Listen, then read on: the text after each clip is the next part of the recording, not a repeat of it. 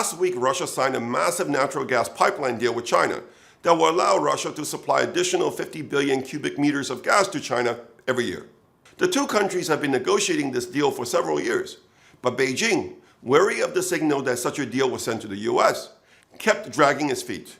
In this respect, Beijing's decision to close ranks with Russia is the clearest sign yet of how seriously rattled Chinese leaders are by Trump's determination to contain China at all costs. Now that Putin no longer has to worry about his ability to pay for the war in Ukraine, he's likely to make a go for it.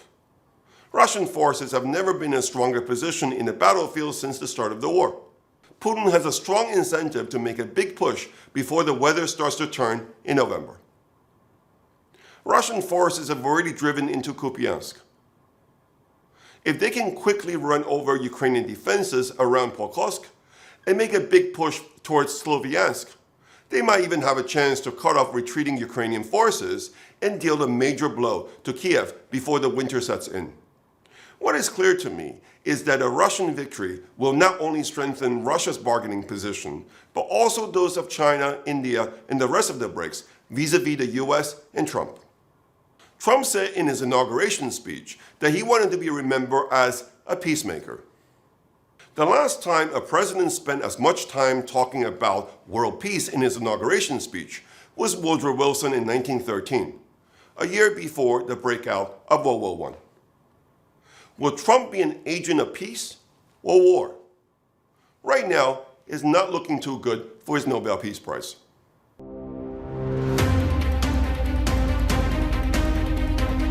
I was right about escalating geopolitical risk in the Middle East before the Iran-Israel war, and about escalating geopolitical risks regarding the Ukraine war so far. Rising geopolitical risk is a key reason why gold has been the best performing asset so far this year.